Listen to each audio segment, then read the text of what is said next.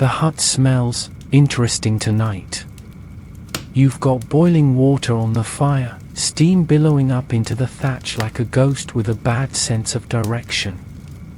In it floats a combination of onions, mustard seed, garlic, and something that smells suspiciously like old socks. Welcome to medieval home medicine, part science, part sorcery, and entirely based on what didn't kill someone last time. Your neighbor's mother has a fever. Not high, but steady. She's wrapped in every spare blanket you own and sweating like a tavern singer in a room full of clergy. The cure? Onion poultice. Hot, wet, mushy onion, pressed to the chest like a steamy, tear-inducing compress.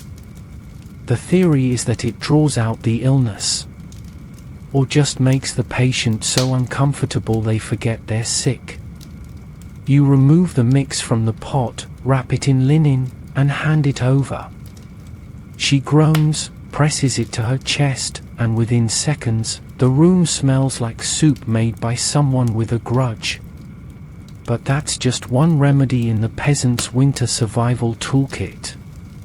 The corner of the hut is a full-on herbarium, a scrappy, fragrant mess of bundles, sage for sore throats, thyme for lung issues, chamomile to coax sleep. Some of it you drink. Some you rub on. Some you hang from your neck and hope for the best. Tonight, you're brewing elderflower tea. You're not sick, but your nose has that ominous tingle. Might be cold. Might be plague. Might be existential dread disguised as sniffles. Best not to risk it. The tea is earthy, mildly sweet, and tastes like it wants to help. You sip it slowly, feeling the warmth trickle down your throat like a polite houseguest. Across the room, someone sneezes violently. Not just a bless you kind of sneeze. This one has theatrical flair. The dog yelps and hides. You glance over. The sneezing offender looks sheepish and immediately grabs a clove of garlic to chew, because in this house, garlic is practically holy. It wards off illness, spirits, and neighbors who think you should be sharing your ale. Folk remedies in your world are more than tradition. They're armor. You're not entirely sure which ones work. But when the cold gets in your bones and someone coughs more than once, you don't ask questions. You grab the horseradish and start brewing something awful. Sometimes, the treatments feel like rituals.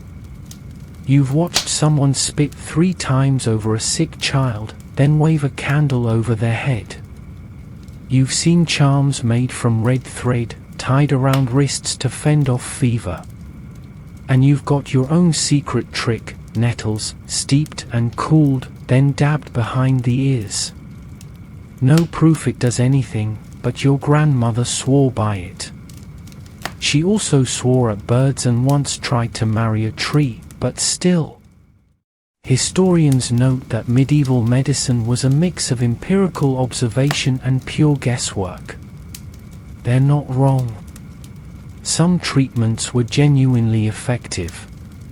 Willow bark for pain, honey for wounds. Others, not so much. Like powdered toad. Or drinking water that a sword had been dipped in. You've skipped those. And then there's heat. You stoke the fire now, not just for comfort, but because warmth is medicine. A hot brick wrapped in cloth can soothe an ache. A steaming cup of anything can slow a chill. And sometimes, just sitting close to the fire, feeling your skin defrost one layer at a time, is better than all the herbs in the rafters. The patient shifts under her blankets and mutters something about angels. Or onions. Hard to tell. You check her forehead. Still warm. Still with you. That's something. You glance toward the doorway, where the wind has grown bold again, slapping the shutter like it's late for a sermon. You tuck the curtain tighter and return to the hearth. A child nearby complains of an earache. You hand them a warm onion poultice, too. At this point, you could open a business. Peasant cures and aromatic nightmares. First treatment free. Second comes with a goat. And just when you think you've run out of surprises, someone pulls a pouch from their belt and opens it to reveal a dead mouse. Dried. Flat. You stare. It's for fevers, they explain. You hang it over the bed. You pause. Nod. Smile. Say nothing. Because in winter, every cure is sacred. Every scrap of advice, every bitter tea, every steaming vegetable wrap is part of your defense against the cold, the dark, and the long, unrelenting months between harvest and hope. And maybe, just maybe, if the onions keep boiling and the fire keeps burning, you'll all make it through. There's a different energy in the air tonight. Still cold, still bone cracking and spirit wilting, but under it, a ripple. Something lighter. Someone's humming. The fire crackles like it's been fed better wood than usual. You can hear children whispering excitedly, and there's a faint smell of spice, actual spice, twisting through the smoke. It's a feast day. Not a big one. Not Easter or All Saints.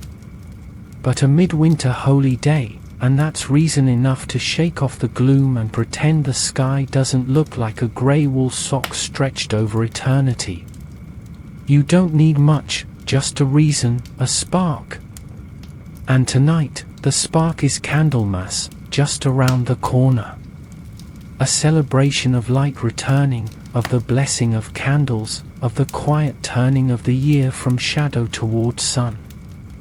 You help hang garlands, dried herbs twisted with what few berries were left after the first frost.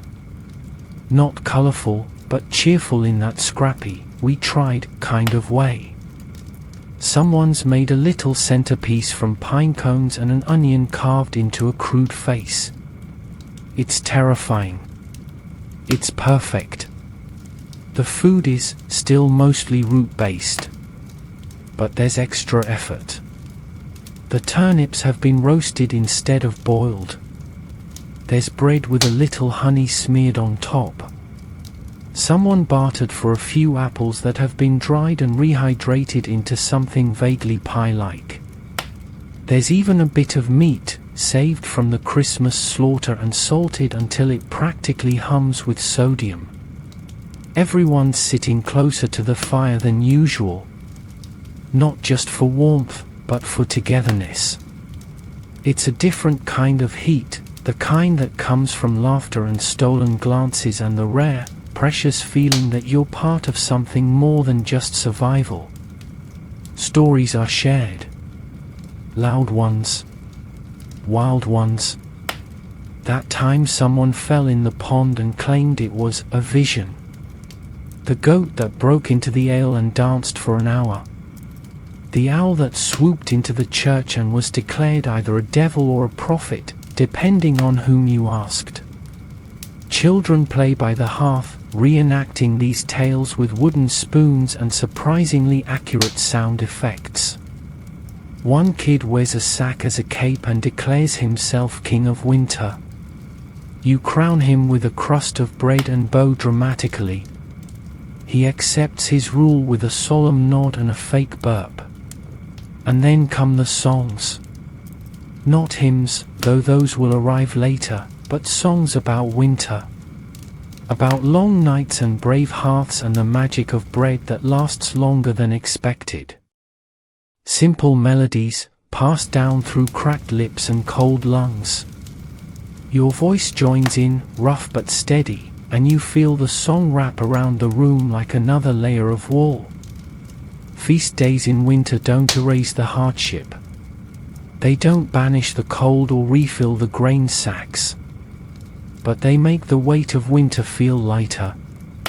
Even if just for a few hours, you eat more, smile more, and remember that the year is still turning, that the sun hasn't given up on you. And then the priest comes, just briefly. He blesses the candles, each one held carefully in calloused hands. Real beeswax, if you're lucky. Tallow, if you're not. But each wick, however humble, is lit and lifted high. 100 flickers dancing like tiny saints. A moment of silence. A prayer. A whispered hope. The light feels different now. Not just firelight, but promise. The midpoint of winter. The hinge. From here on out, the days get longer. The sun rises a little earlier. Even if the snow deepens, even if the frost clings harder, you know it's starting to shift. People linger after the blessing. No one wants to go back to the straw beds just yet. Someone plays a whistle. Someone else taps a rhythm on a pot. There's a girl spinning slowly near the fire, arms out like she's trying to embrace the whole world. Even the animals seem calmer tonight. The dog snores without twitching. The goat hasn't tried to eat anything inappropriate in hours. Later, when the fire dims and the last crusts are eaten, you lie in your bed and stare up at the dark ceiling. You can still hear echoes of laughter. You can still smell cinnamon, or maybe that's wishful thinking. Your belly is fuller than usual. Your heart is, too. And even as the wind returns, rattling the door, you smile. Because tonight was a feast day. And in winter, that's a kind of miracle. The fire's been reduced to a low amber glow, barely enough to keep your toes from mutiny. Most of the hut has settled into that thick, late-night stillness, where even the wind outside seems to pause and listen. That's when someone clears their throat softly, leans toward the hearth, and begins to speak. The stories always start this way. Quiet. Casual. Like slipping into a dream with both feet still in your boots. Tonight, it's old Tomo who starts. He's got a voice like gravel and tobacco, despite never having seen either. And he begins with something soft. Long ago, before the church tower stood and before the mill had teeth, there was a boy born under a blood moon who could speak to crows. The children lean forward. The adults exchange glances, not of disbelief, but anticipation. This is the moment you've all been waiting for. Not dinner. Not chores. Not the fire finally deciding to behave. This. Firelight storytelling isn't just entertainment. It's an art form. A survival mechanism. A way to make the cold, endless nights feel like they're full of something other than frost and creaky joints. You settle in, pull your blanket up to your chin, and let Tomo's voice pull you in like a tide. The boy, it turns out, was born during a snowstorm so fierce that even the cows refused to moo. His mother had to give birth by the light of a single rushlight and a prayer to Saint Wulfstan. The child didn't cry. He cawed. First thing he ever said was nevermore, which is deeply unsettling, even for a medieval village used to weirdness. Historians still argue, Tomo says, scratching his chin, whether the lad was touched by God or just dropped by a drunk angel. No one laughs. Not because it's not funny, but because the fire has hit that part of the evening where you're not sure what's real anymore. The story weaves through snowstorms and talking animals and a curse involving a baker, a black chicken, and 3 sprigs of rosemary. You've heard it before, but it changes slightly each time. This time, the black chicken speaks fluent Latin. Last time, it juggled stones. That's the joy of oral tradition. It breathes. It shifts. It adapts to the night, to the teller, to how much ale's been shared before the tale began. Someone else takes over after Tomo. A woman with a scar down her cheek and the best ghost stories in the village. Her tale starts with lights in the woods, not stars, mind you, but eyes glowing like hot coals, and ends with a man who wakes up bald and blessed with prophecy. Or cursed. Still unclear. Stories by firelight are usually spooky. That's part of the fun. The night lends itself to shadows and what ifs. But there's comfort in the fear. You're inside. You're warmish. You're surrounded by others. And the monster, whatever shape it takes, always stays on the other side of the door. Some stories are true. Or started as truth before someone added the bit about the dancing goat or the giant with 3 teeth. A tale about a bad winter, a lost child, a miraculous rescue, these become woven into village memory. They're how you remember, how you warn, how you teach. A child pipes up suddenly with a story of their own. It involves a frog the size of a sheep and a hero armed with nothing but stale bread. You all nod solemnly, as if this might indeed be the next epic. The storyteller beams. Historians might overlook these fireside tales, marking them down as folk culture or oral tradition without truly listening. But you know better. These are your shared myths, your campfire gospels. They keep the dark from creeping too far inside. You remember your grandfather's stories. How he used to claim the stars were just pinholes in the firmament, letting in God's light. Or that if you saw your breath on a moonless night, it meant a spirit was walking with you. You believed him. You still kind of do. Tonight, someone retells the story of the man who tried to trap a snowstorm in a jar. He said he could sell it to the southerners who'd never seen frost. He opened the jar in June. Half the village lost their crops to sudden hail. Moral of the story? Don't bottle winter. Let it pass through like bad stew. Eventually, the voice is quiet. The story's slow. The fire sinks deeper into itself. You lie back, letting the last words echo in your mind.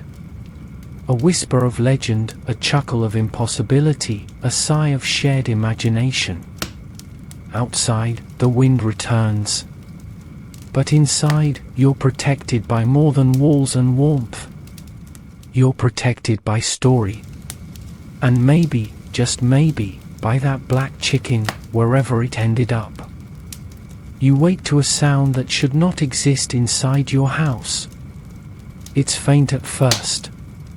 A soft scratching. A tiny patter. Then, unmistakably, the high-pitched choo-choo-choo of something determined to make a snack of your emergency food stash. The rats are back. You sit up, groggy and annoyed, and reach for the nearest weapon, a spoon. It's not ideal, but it's close. You shuffle across the hut, stepping over straw mats and barely avoiding someone's foot. The sound is louder now, behind the sack of barley. And as you peer into the corner, there it is, 2 gleaming little eyes and 1 twitching pink nose, staring at you like you're the one who interrupted its breakfast. There's a pause, a standoff. And then it vanishes, scampering into the shadows faster than you can mutter a single medieval swear. You sigh. Vermin in winter are inevitable. It's warm in here. It smells like food. And the walls are made of materials a determined rat could nibble through while composing poetry. So they come. They sneak in under the thatch, through cracks, through the very walls, and once inside, they multiply with gleeful abandon. Rats in your hut are more than a nuisance. They're a threat. They eat your grain. They nibble your cloth. They carry fleas. And those fleas? Well, let's just say the whole Black Death thing didn't exactly come from nowhere. You check your traps again, wooden boards rigged with twine and a bit of fat. One has sprung, but the rat was faster. You reset it and toss a look at the dog, who's meant to be the rodent enforcer of the household. The dog is asleep, snoring, and clearly not interested in your vermin-based concerns. It wasn't always rats. In warmer seasons, you had more mice. Tiny. Quicker. But easier to catch with a cat around. Unfortunately, the village cat disappeared last autumn. Rumor says she ran off with a traveling merchant. More likely, she found a warm barn and decided she was above hut life. Without her, you're improvising. Some villagers smear mint or vinegar near grain sacks. Others make little noisemakers, bundles of reeds that rattle if disturbed. One man swears by hanging owl feathers by the door. You tried that. The goat ate them. Tonight, someone suggests the old method, burning dried rosemary and bay leaves. Not to kill the rats, though you wouldn't mind, but to drive them away with the smell. So you toss a handful onto the fire and watch as the flames flare with a spicy whoosh. The hut smells briefly like a misplaced holiday feast. The dog sneezes. No rats appear. You also try clapping your hands at random intervals, which startles everyone trying to sleep and does absolutely nothing to deter rodents. Still, it feels proactive. Historically, scholars note the sheer creativity peasants displayed in dealing with vermin. Without proper traps, poisons, or modern solutions, they turned to folklore, scents, and household guardians. Some families even adopted ferrets to chase out rats, though yours prefers not to live with things that might bite back. You grab a stick and prod the grain sacks. No movement. Probably a false sense of security, but you take it. You settle back by the fire, listening. The hut is quiet again. The only sound is someone mumbling in their sleep about jam. There is no jam. You lie back, gaze up at the thatch, and try not to think about the creatures that might be up there. Sometimes, you hear them scamper overhead, or find droppings near the edge of your bedding. You've learned to sleep with your mouth closed. Rats are resilient. They outlast frost, famine, and even the occasional broom-based battle. But so are you. You've got traps, tricks, and just enough determination to make it through the night without surrendering your hard-won barley. And if tomorrow you find another torn sack, another trail of droppings, you'll sigh. You'll reset the trap. You'll shake your fist at the ceiling. And maybe, just maybe, you'll finally train the dog to care. But for now, the fire glows gently. The hut creaks softly. And somewhere, in a shadowed corner, a rat decides to wait until you're fully asleep. Little monster. You wake the next morning with a strange sensation, not cold, not warmth, but something like pressure against your chest. You crack open one eye. There it is. A small pouch, made of coarse linen and tied with red thread, lying atop your blanket like a well-placed riddle. You blink again. Right. It's that day. Protection Day. Not officially recognized by the church, of course, but highly regarded by anyone who's ever lost their last onion to a blight or woke to find the fire dead and the goat sneezing. In your village, this is the day everyone digs through their wooden boxes, their grandmother's chests, and their own increasingly foggy memories to retrieve the things that keep winter spirits at bay. Charm bags, for one. The pouch on your chest is stuffed with dried herbs, rosemary for memory, sage for wisdom, and wormwood for warding off bad luck. There's also a crust of bread, a pinch of salt, and something that might be a mouse tooth, though no one will admit who added it. You slip it over your neck. The red thread, they say, wards off fever. Or witches. Or fevers caused by witches. No one agrees on the specifics, but no one leaves home without it either. Your neighbor pokes their head in, holding up a bundle of twigs tied in a curious crisscross shape. New one, they say proudly. Stops frost spirits from climbing down the chimney. You glance up. Your chimney is a hole in the thatch. Still, you nod. Can't be too careful. These winter talismans appear every year once the nights reach their longest stretch. And each one tells a story. There's the onion skin cross, hung above the door and sprinkled with holy water from a bottle that might also have contained turnip wine. There's the rowanwood amulet carved into a spiral and worn close to the heart. And of course, there's garlic. Hung in braids, tucked into rafters, even worn like jewelry by those especially cautious or especially smelly. You help your aunt place iron scissors under the bed. That one's for sleep paralysis, or hag riding, as some call it, the belief that a spirit presses down on your chest at night, stealing your breath. Modern scholars call it sleep disturbance. Your aunt calls it that thing with the hooves and the heavy elbows.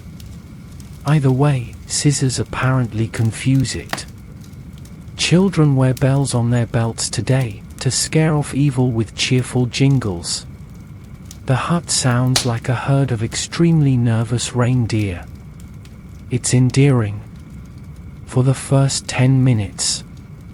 You help hang a charm above the hearth, an old horseshoe tied with flax thread and a twist of dried lavender.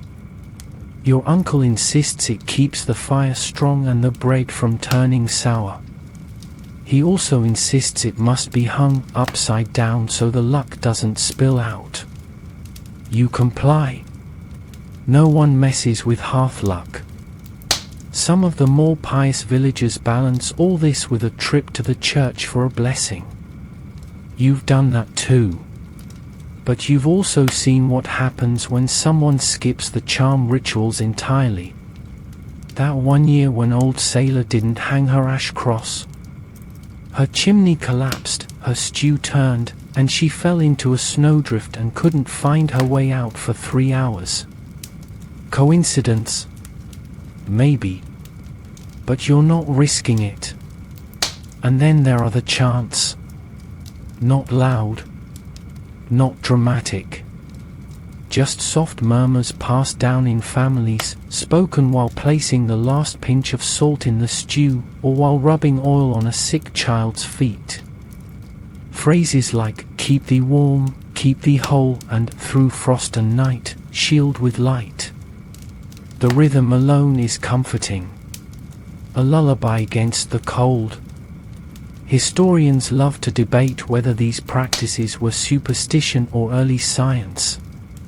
Whether charm bags and salt circles were quaint traditions or vital survival strategies in a world with no doctors, no central heating, and far too many unexplained misfortunes. But to you, they're just part of winter. Part of what keeps the long nights from feeling like they're pressing in. Part of what makes you believe, just a little, that the hut holds a line between you and the dark. You finish tying the last of the red ribbons near the doorway and step back. The place looks festive, in a rustic, slightly ominous way. Garlic sways gently from the ceiling. Ash crosses mark each beam. A pouch of bones and nettles dangles from the broomstick, daring anything evil to try you. And somehow, despite the chill, despite the wind howling again just outside, the hut feels a little stronger. Not physically, it's still made of mud and guesswork. But spiritually, like the old bones of the house have straightened up and said, "Come at me, Frost." You sip your morning ale, feel the warmth in your chest, and touch the charm bag lightly. You're ready. Let the night come.